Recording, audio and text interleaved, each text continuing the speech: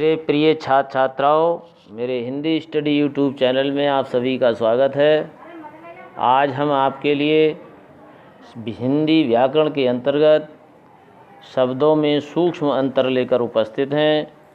इससे पूर्व हमारी इस वीडियो को आप लाइक करें और हमारे इस चैनल को सब्सक्राइब करना ना भूलें, क्योंकि इससे आपकी और अच्छी से अच्छी वीडियो आप तक पहुंचती रहेंगी। चलिए प्रारंभ करते हैं। तो पहला शब्द है सुत और सूत। तो पहले छोटे ऊ की मात्रा है, अगले वाले शब्द में बड़े ऊ की है। तो ये ध्यान रखने की ज़रूरत है कि छोटे ऊ की जो मात्रा होती है उसका अर्थ होता है पुत्र, और बड़े ऊ की मात्रा का अर्थ सारथी हो जाएगा, सुत और सूत। प्रिय छात्रों, ये वीडियो आप पूरी देखें और इंटरमीडिएट की परीक्षाओं के लिए तो विशेष तौर पर अच्छा ही है, और कक्षा 6, 7, 8 के लिए भी बहुत उपयोगी है ये। और इंटरमीडिएट की परीक्षाओं में इनसे निकल कर के कोई बाहर का मेरी उम्मीद है कि नहीं आएगा। यही शब्द आते रहते हैं, इसलिए बहुत ध्यान से इस वीडियो को देखना है। और देखिए, दूसरा शब्द है तरणी। तरणी तो थोड़ा सा अंतर है। तरणी माने सूर्य होता है और तरणी माने नाव होता है। ऐसे ही द्रव्य है और द्रव है। तो द्रव माने धन होता है और द्रव माने तरल पदार्थ। ऐसी नीर और नीड़ है। तो नीर माने जल होता है, पानी कह सकते हैं उसको, और नीड़ माने घोंसला, जो पक्षियों का घोंसला होता है। और पास है, पाश है, थोड़ा सा अंतर, एक में छोटा सा है, एक में बड़ा सा है। तो ये ध्यान रखने की बात है। छोटा सा जहाँ होगा पास में, वहाँ निकट अर्थ होगा, और बड़े सा में जाल होगा। जाल कह सकते हैं, बंधन कह सकते हैं। अगला है वित्त और वित्त। तो वित्त माने तो चरित्र होता है, संस्कृत का शब्द है, और वित्त माने धन होता है, जैसे वित्त मंत्री, वित्त मंत्रालय। ऐसे ही अगला शब्द है तरंग और तुरंग।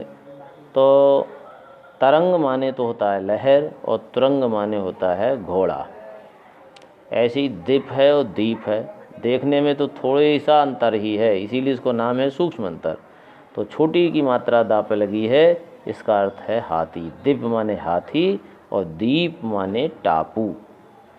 ऐसी भवन है और भुवन है। तो भवन का अर्थ होता है मकान, और भुवन संसार। ऐसे ही बसन है, व्यसन है। तो बसन माने वस्त्र होता है, और व्यसन माने होता है बुरी आदत। थोड़ा सा ही अंतर है। शास्त्र, एक तो लिखा है पहला शब्द शस्त्र, और एक लिखा है शास्त्र। तो शस्त्र माने तो होता है हथियार, और शास्त्र माने होता है ग्रंथ। कोई पवित्र ग्रंथ हो सकता है, उसको हम शास्त्र कहते हैं। तो शस्त्र और शास्त्र में थोड़ा सा ही अंतर है, केवल सूक्ष्म अंतर। ऐसे ही पथ है और पथ्य है। तो पथ माने तो हमें पता है मार्ग होता है, और पथ्य माने होता है रोगी का भोजन। रोगी को जो भोजन दिया जाता है उसको हम पथ्य कहते हैं। नीरज और नीरद। तो जा है और दा है, एक में अंत में जा है। तो हमने पहले ही बता दिया था कि जा शब्द हो तो हम कमल के रूप में अर्थ प्रयोग करेंगे उसका। तो नीरज माने कमल होता है, और नीरद माने बादल होता है। कपिस और कपीश है। तो कपिस में मटमैला, कपिस माने मटमैला, और कपीस माने सुग्रीव, कपियों के राजा सुग्रीव। कृपण है और कृपाण। तो कृपण माने तो होता है कंजूस, और कृपाण, पापा डंडा लग गया तो कृपाण हो गया, डंडा से ही अर्थ बदल गया। और कृपाण माने होता है तलवार। एक अल है, एक आली है। छोटी की मात्रा का अंतर है दोनों शब्दों में। तो अल माने तो भौरा होता है, और आली माने सखी होता है। ऐसे ही प्रसाद है और प्रासाद है। एक में पापा डंडा नहीं है, अगले वाले शब्द में पापे और सापे दोनों पर डंडा है। तो ये ध्यान देने की बात है कि प्रसाद माने तो कृपा होता है, और प्रसाद माने होता है महल। ऐसे ही नियत है और नियति है। थोड़ा सा अंतर है, छोटी की मात्रा का है केवल अंतर। तो ये ध्यान रखने की बात है कि नियत माने होता है निश्चित और नियति माने होता है भाग्य। कहते ना उसकी नियति में ही ऐसा था, तो नियति माने होता है भाग्य। निर्माण है और निर्वाण है।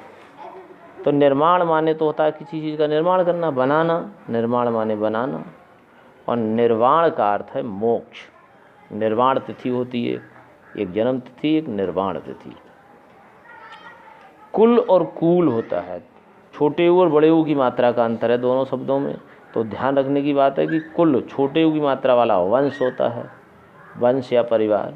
और कूल माने किनारा, चाहे नदी का किनारा हो।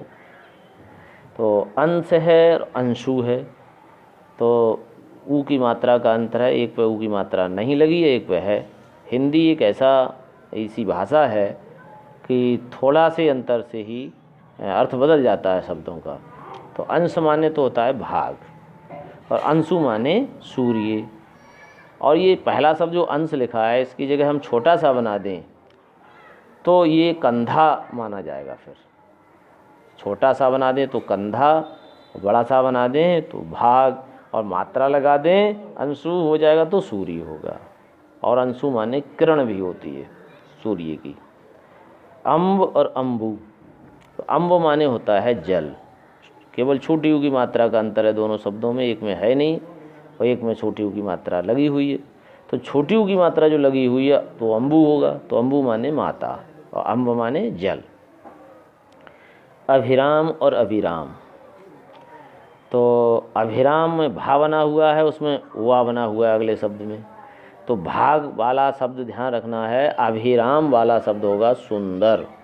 अभिराम माने होता है लगातार, या ऐसा अलग अलग पढ़ लो इसे, आ प्लस विराम। विराम माने क्या होता है? रुकना, और अविराम माने नहीं रुकना। तो अविराम और अभिराम है शब्द। सर है और शर है, सर माने तालाब होता है, छोटा सा बन गया, बड़ा सा वाला शर लिख दिया तो बाण हो जाएगा। ऐसे ही विधि और विधु है, तो विधि माने तरीका होता है और विधु माने चंद्रमा होता है। वदन और वदन केवल बहुत सूक्ष्म अंतर है देखने में। एक पहले शब्द में वा बना हुआ है और दूसरे में बा बना हुआ है, पेट सब फटा हुआ वा।